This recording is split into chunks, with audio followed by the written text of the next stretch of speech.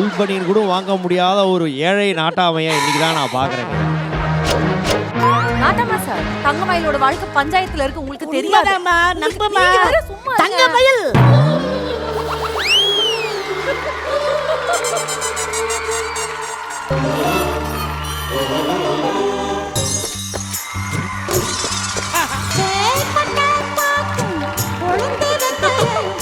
சரவணன் மாமா, தெரியுதா இல்லையா கண்ணு?